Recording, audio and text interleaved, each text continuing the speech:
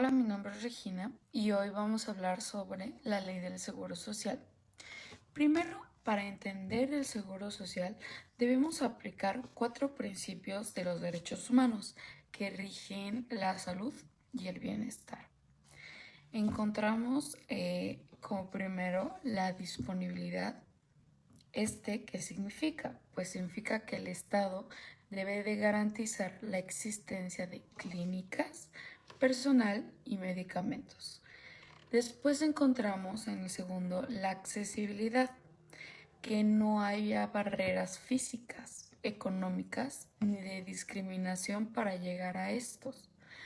Después en el tercero encontramos la aceptabilidad.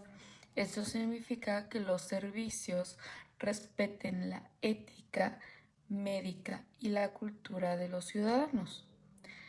En el cuarto encontramos la calidad. Este significa que los servicios sean científica y médicamente apropiados. Aquí es donde definimos una figura social clave. El derecho habiente. Pues no es simplemente la persona que trabaja, es el que está asegurado, el pensionado, y sus beneficios son que al cumplir los requisitos de la ley tienen o entran en el derecho vivo y exigible a recibir las prestaciones del instituto. Encontramos los pilares de la ley. La ley que hoy analizaremos se sostiene en conceptos que han evolucionado de una visión asistencialista. ¿Qué es esto? Que es donde no solo se ayudaba a los económicamente débiles. Esto va hacia una visión de protección colectiva. Aquí es jurídicamente relevante porque ya no es solamente una ayuda del gobierno, es un derecho de un grupo basado en solidaridad y redistribución. ¿Qué debemos recordar? Primero, es que el orden público es de interés social. ¿Esto qué significa? Que las normas son irrenunciables. Ningún convenio privado entre un patrón y un trabajador para no pagar cuotas va a tener validez. ¿Por qué? Pues porque el bienestar de la sociedad está por encima del beneficio económico de los particulares. También tiene una naturaleza fiscal. Es que al ser un servicio público contributivo, las cuotas son aportaciones de seguridad social con carácter de contribución forzosa. Esto es porque el IMSS actúa como un organismo fiscal que es autónomo, con el poder de cobrar y garantizar su propio financiamiento. Después también encontramos cosas como la perspectiva de género. Hoy en la ley pues se interpreta esto bajo un lenguaje que es incluyente, que aquí reconocemos la diversidad de las familias modernas y se elimina las discriminaciones en prestaciones como ya sean guarderías, pensiones de viudez perdón. Bueno, ahora sí, ya después de este breve contexto, vamos a entrar a lo que viene siendo la ley del seguro social. Primero, vamos a entrar a la introducción. En esta exposición analizaremos la estructura desde el capítulo al artículo 1 hasta el 40 y fracciones.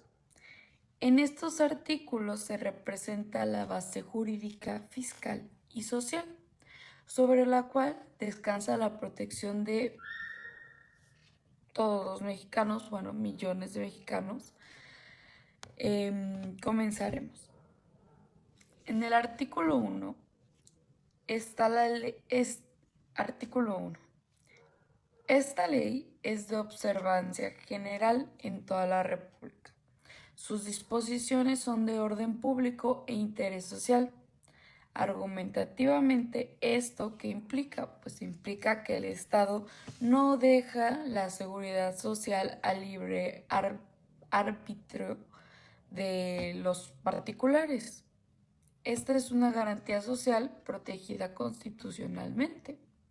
Después, en el artículo 2, se nos dicta la finalidad. ¿Para qué es? Pues esta es para garantizar el derecho a la salud, asistencia médica, protección de medios de subsistencia y servicios sociales.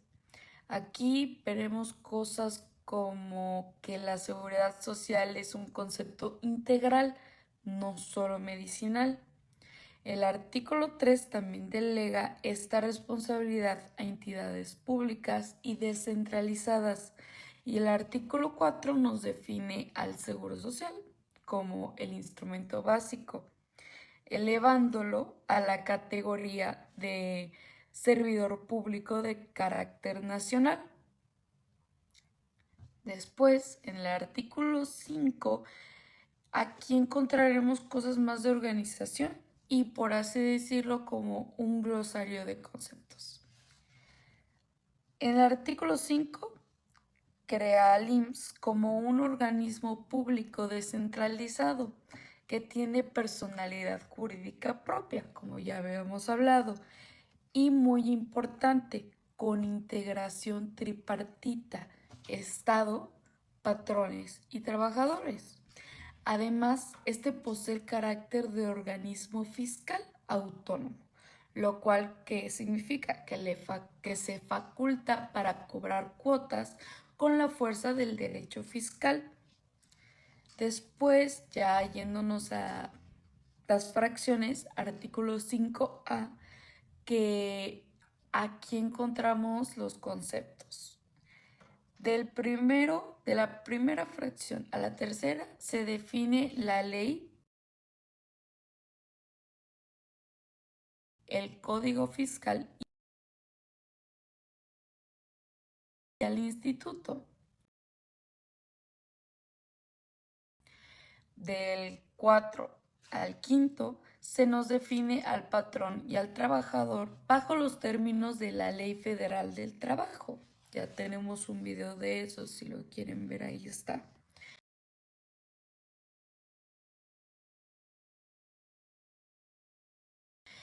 Después, dentro del artículo 6 al 7, se distinguen entre el trabajador permanente de tiempo indeterminado y el eventual por obra o tiempo determinado. Esta distinción es muy importante para la estabilidad en la cotización, bueno, en el momento de la cotización.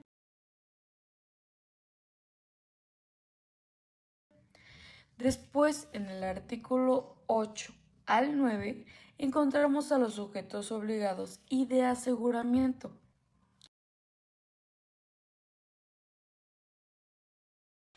En el 10, al responsable solidario definido por el Código Fiscal.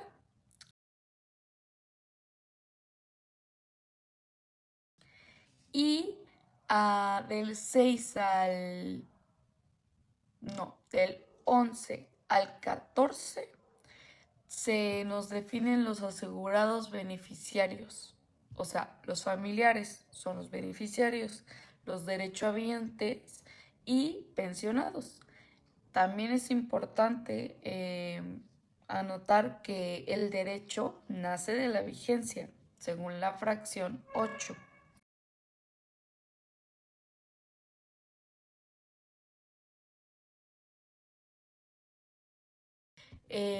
Después, en el artículo 15 al 17, encontramos las cuotas obrero-patronales y las cédulas de determinación y liquidación. Estos son los documentos donde se plasma la deuda con el IMSS.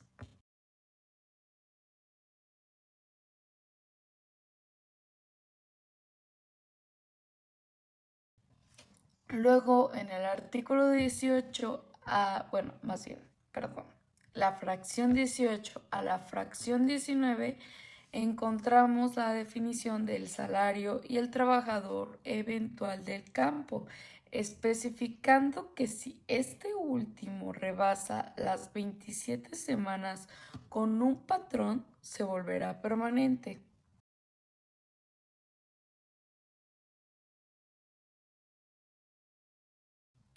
Después, ya pasando más a la parte de regímenes y sujetos, perdón, encontramos el artículo 6.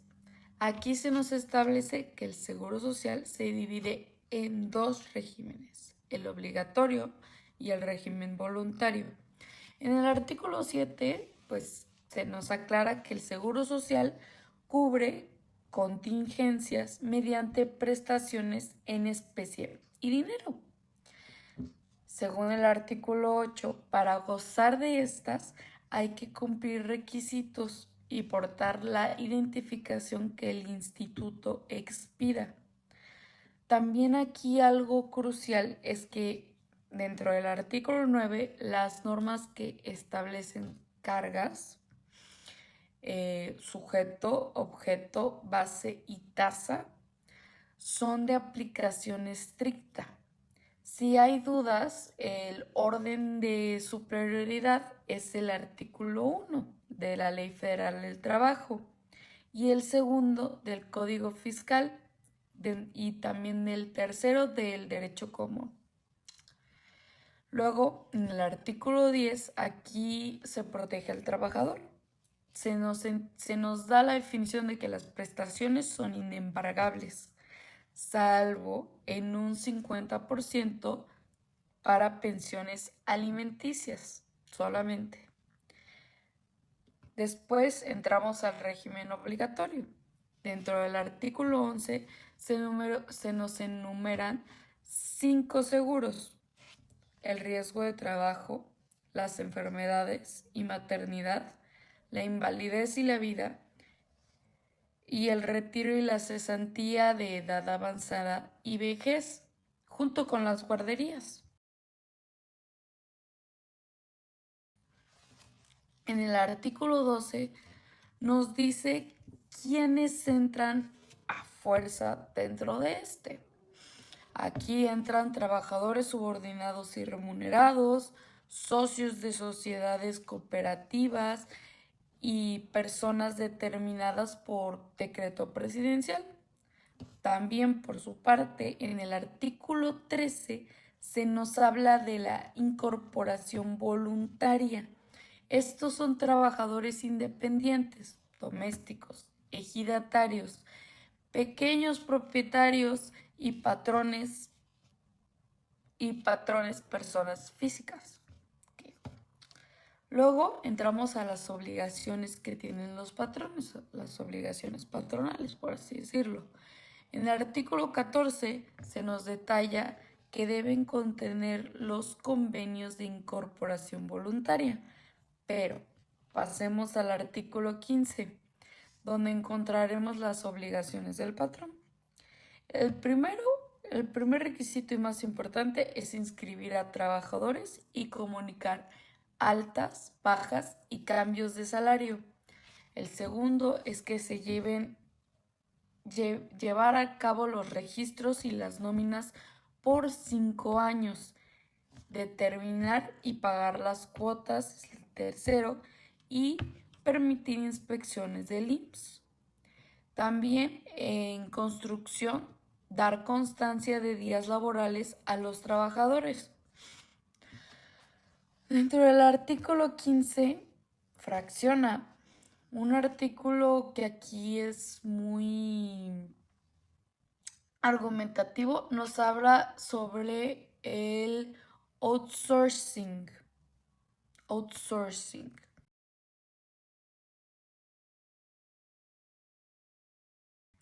donde se nos establece la responsabilidad solidaria entre intermediarios y beneficiarios. Esto nos obliga a informar trimestralmente sobre los contratos en en los meses de enero, abril, julio y octubre. ¿Para qué? Pues porque busca evitar la evasión mediante la dispersión de trabajadores. En el artículo 16 se establece que los patrones con más de 300 trabajadores deberán dictaminarse por contador público. Esto da la certeza al IMSS y también la seguridad jurídica para el patrón. Después, entrando al artículo 17, se nos aclara que si el patrón tiene dudas sobre obligaciones sobre alguna obligación, debe manifestarlas por escritos, pero no dejar de pagar. En el artículo 18 también se faculta al trabajador para ir por sí mismo al IMSS, darse de alta si el patrón en este caso es omiso. Y después el artículo 19 nos aclara que en cooperativas la sociedad paga como patrón y el socio como trabajador. En el artículo 20 también se nos da una fórmula de semanas reconocidas, el total de días entre 7, luego pues no, esto bien no, perdón, me revolví. Después siguen las bases de cotización. En el artículo 21, ¿qué pasa? Pues se nos prohíbe dar de baja a trabajadores incapacitados. Después, en el artículo 22, se garantiza la confidencialidad de la información, donde llegando a la parte financiera. Los artículos 23, 24 y 25 son los que regulan qué pasa con los contratos colectivos. Si el contrato da menos que la ley, el patrón paga la diferencia. En este caso, si da más que la ley, el patrón es el responsable del excedente. En el artículo 25 se especifica la cuota del 1.5% del salario para la salud de los pensionarios. ¿Dónde qué pasa? Pues el patrón pone 1.5%. Después, llegando al artículo 27, es muy importante también hacernos la siguiente pregunta. ¿Qué es lo que integra el salario base de cotización? Bueno, este integra efectivo, gratificaciones, primas, comisiones y comida y casa gratis. Luego, aquí otra pregunta. ¿Qué es lo que no integra? Bueno, de la fracción 1 a la fracción 9 se nos dice: no integra herramientas de trabajo, ahorro, cuotas al IMSS, el PTU, la alimentación onerosa. Este es que si el trabajador paga al menos el 20% de la UMA, unidad de medida,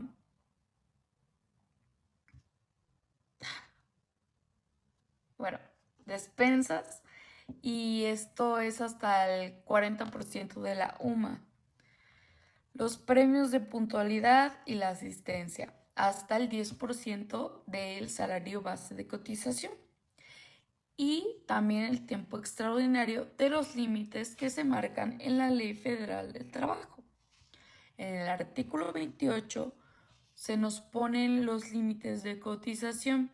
Aquí el mínimo sería el salario mínimo y el máximo son los 25 UMAS. Los artículos también 29 y 30, nos explican el cómo calcular el salario diario, si es fijo, variable, promedio o de bimestre, o también el mixto. Dentro del artículo 31 también es muy importante porque aquí nos habla del ausentismo. Si el trabajador, aquí se nos habla de las faltas, en resumen.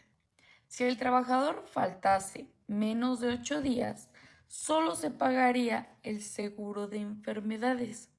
Más, si el trabajador faltase más de 8 días y hay un aviso, se libera de la cuota. Después, en el artículo 32, se nos dice que si el patrón de casa, si el patrón en este caso da casa y comida gratis, el salario va a subir un 50% para efectos del IMSS. Y el artículo 33 regula que quienes tienen varios patrones se les sumarán sus salarios para no rebasar el límite superior. Después aquí ya llegamos a lo que vienen siendo pagos y fiscalización. En el artículo 34 nos da 5 días para dar aviso a cualquier cambio que exista en el salario. Y el artículo 36 obliga al patrón a pagar la cuota del trabajador si éste ganase el mínimo. Después, dentro del artículo 37, también se advierte que si no das baja, vas a tener que seguir pagando cuotas. En el artículo 38 se designa al patrón como un retenedor. Si no retiene la cuota al trabajador a tiempo, solo va a poder descontarle 4 semanas y el resto es de carga del patrón. En el artículo 39 se marca la fecha de expire. Ya, terminó. Se paga más tardar el día 17 del mes siguiente. Eso no se estipula. También vamos a hablar de la determinación presuntiva. Aquí lo encontramos en el artículo 39C. Si el patrón no paga o lo hace mal, el IMSS puede calcular la deuda presuntamente con los datos que tenga. También argumentativamente, esto no viola el derecho de audiencia, pues el patrón también puede impugnarse después. Después, dentro del artículo 39D, este va a permitir las aclaraciones en 5 días solo por errores de forma. En el artículo 40 también se va a regular las notificaciones de las cédulas de liquidación, que pueden ser personales o electrónicas. Bueno, vía electrónica. En el artículo 40A menciona que la falta del pago generará la actualización de los recargos. Y en el artículo 40B aceptan los pagos en efectivo, transferencia y tarjetas. También, finalmente, los artículos 40C al 40E nos van a hablar de prórrogas que se pueden dar hasta 48 meses de plazo, pero nunca para las cuotas que ya se le hubiesen quitado al trabajador. Y en el artículo 40F se cierra con una sentencia. Aquí se dice claramente que el IMSS no puede condonar cuotas ni actualizaciones, y el dinero de la seguridad social va a ser lo más importante.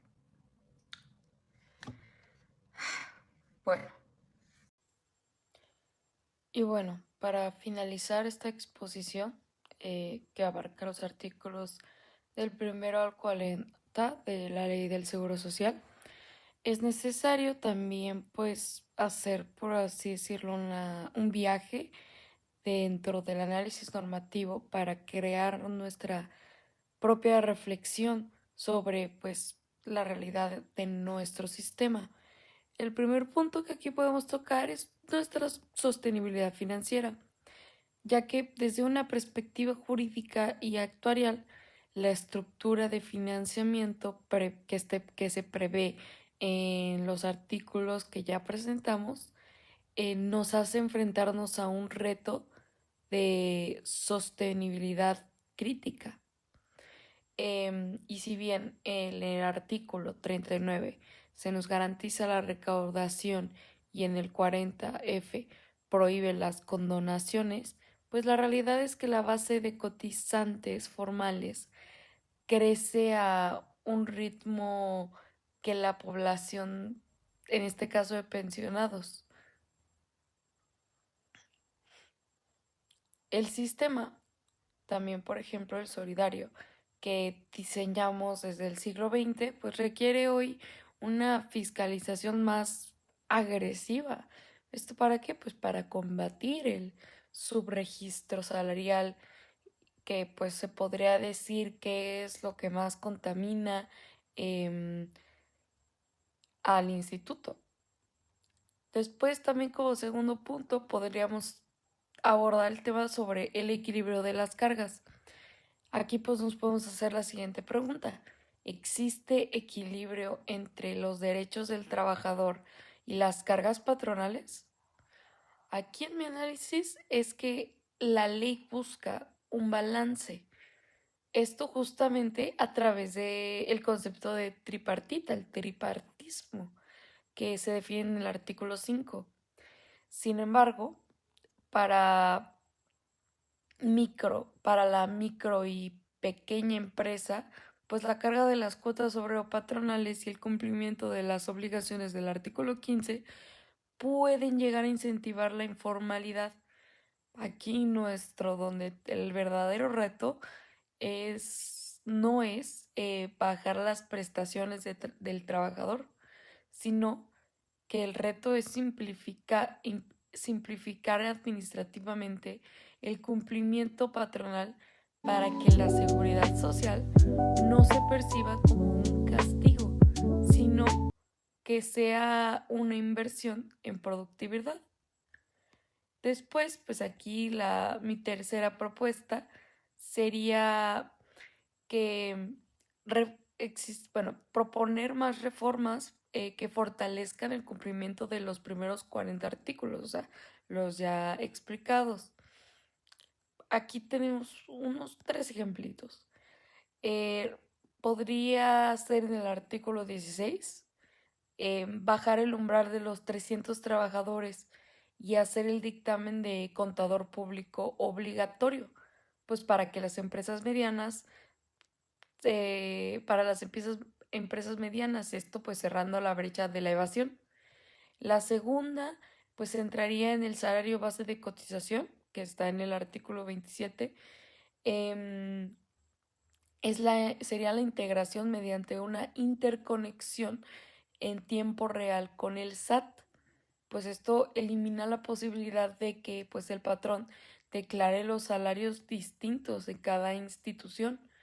Y como tercero, pues podemos encontrar el régimen voluntario en el artículo 13 con subsidios cruzados que hagan más atractiva la incorporación de los trabajadores de las plataformas digitales, quienes pues hoy representan una verdadera crítica fuera del sistema. Después, ya para finalizar, pues este análisis del artículo 1 al 40, pues aquí tenemos que pensar que no son solamente el inicio de la ley, sino que son una base que es estructural y que pues sin una definición clara de la naturaleza jurídica de estos, em, los sujetos de aseguramiento y las reglas de cotización, el IMSS en este caso, sería una institución que no tiene ni pies ni cabeza. Estos artículos pues nos van a garantizar la seguridad jurídica necesaria para que el derecho humano a la seguridad social sea una realidad y no una simple aspiración constitucional. Con esto concluyo mi examen parcial. Muchas gracias por su atención.